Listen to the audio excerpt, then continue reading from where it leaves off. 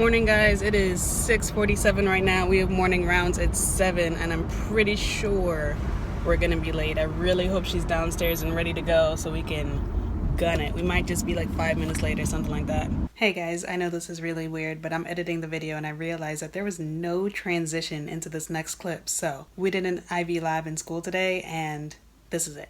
So this is our IV extender. It's basically, once the IV is in the skin, this is going to be used to, this is going to be sitting outside, and this way you can connect your saline to any medications you want to push, you can connect it to this. It's so you basically don't have to inject straight into that port. So my alcohol prep pad is right here. I have some tape. This is a Tegaderm. A Tegaderm is basically like a fancy piece of shrink wrap that's going to go over our port and kind of like, make sure it doesn't come in contact with something else. This is a catheter. This is a 20 gauge catheter that we're going to use to put our IV tape right here, which I will use later. When it says flush your extender with saline, basically what you want to do is you want to open up this saline and this is the hep lock, this thing. So I'm going to take that off, attach my saline on here, take the cap off the other side as well, right? Make sure my lock it's not locked on here. The blue thing is called lure lock. This would be locked this way, right? And this is open. And I want to make sure that there's saline flowing through. So I see saline flowing through. Okay, I know this is open, it's patent, and I'm going to leave it right here like that so that I can. When I put in my IV, I'll just have it right here to go. Okay. You guys put the tourniquet on. Essentially, what you want to do is you want to make sure it forms a tight, basically occlusion. Okay. And when we put it in, you want to make a loop, but you don't want to use this end of the loop like you normally would. Okay. If you put in kind of the whole thing, right? It looks like that, right? So, okay, that's fine, but you can't remove that easily, right? That would be, that's very annoying to take off. So what you want to do is you want to make a knot that you can remove with one hand. So basically we do this, and we just take like the proximal part of this tape and put that through, okay? What's going to happen is, when I'm done, I can just pull on this and my tourniquet comes off, okay? So if someone is right-handed, they're going to have IV in, it's usually a good idea to put it on their left hand. A good place to put an IV is just kind of all the way over here on the hand, right? And the problem with going for the medium cubital for a blood draw, it's great.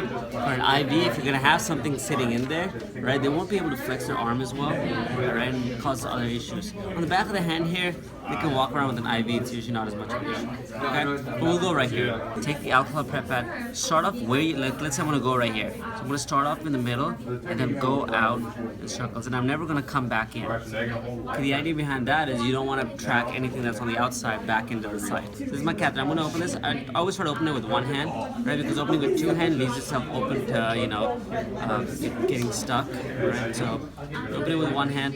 When we say bevel up, this is essentially what we're talking about. Okay, so essentially the cutting edge or the sharp edge should be lower down. That way, because when we enter the vessel, we're going to have the cutting edge kind of hit it first. Then what I'm going to do is I'm basically like, I'm going to go right here. I'm going to use my left hand to put traction to the vein right here. The idea behind that is so the vein doesn't move out of my way when I try to go for it. Okay, just essentially holding down the vessel.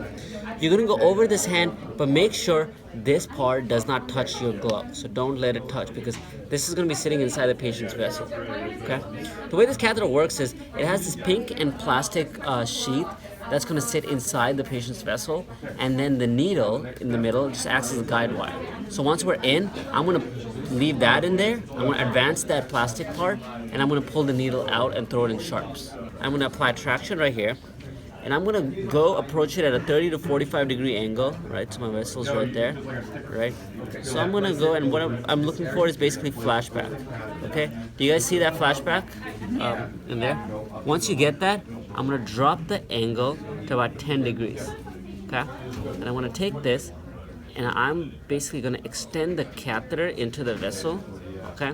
While I retract the needle, and I should get blood flow. Okay? Once I get blood flow, so I can get rid of my sharp, take off my tourniquet. Okay?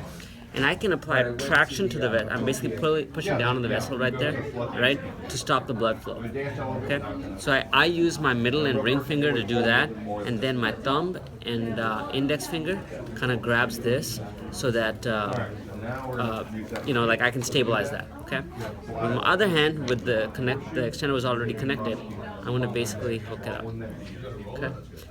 If this doesn't move a lot, that's better for the patient, because this moving in and out really hurts them because it's sitting inside the vessel, right? So, if this is open, what we have to do is we have to make sure we're in the right place.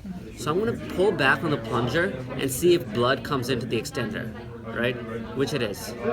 You guys see that? So that means I'm in the vessel, so I'm going to flush it through. The whole idea of the flush and flushing it through is so there's no blood in here for blood to clot. Okay, otherwise it would clot and block off your extender.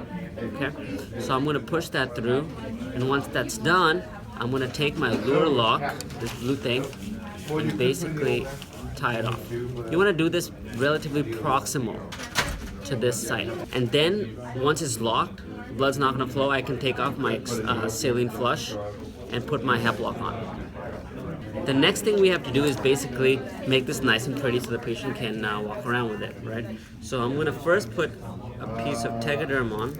I'm going to take the Tegaderm, kind of open it, like I said, like this is just basically shrink wrap, right? There's going to be a cut right here. Make sure that cut kind of goes this way, so it covers it, and then it'll stick on, okay? The arm is rubber. It doesn't stick to rubber as well as it does human skin, right? I'm rubber, you're glue, right? Rubber doesn't stick. So, and then we can peel this off using that. Now our Tegaderm is on, so that kind of secures our IV insertion site.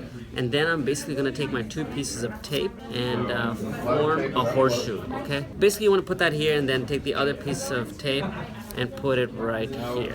What this does is now this is kind of all one structure and it's pretty compact. It's not gonna get, I like to put one right here so this part doesn't get caught in something and pull the IV out. My lure lock is kind of in between the 2 parts of string, so I can just open and close it, okay, without really pulling or pushing on anything much.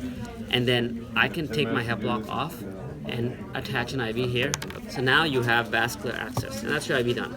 I feel like this vlog is super long today, guys. I tried to cut down the IV footage, but every part of that was important. So update on yesterday's video or the last vlog. There's a strong possibility that I'm moving back to Dominica to handle these problems. I'm not sure if I mentioned that before. When I say strong possibility, I'm talking like a 98% chance that I'm going to Dominica. I was looking for flights this morning. Let me clarify, I won't be daily vlogging, but if you guys have questions and need me to explain stuff, I'll definitely do that. If you want to discuss a patient, if you want me to review some patients with you, I'll definitely do that. It's just, I won't be daily vlogging, for sure. But yeah, guys, that was the day. I hope you guys really liked that video. I'll see you guys next time. Remember to like and subscribe, comment, and share.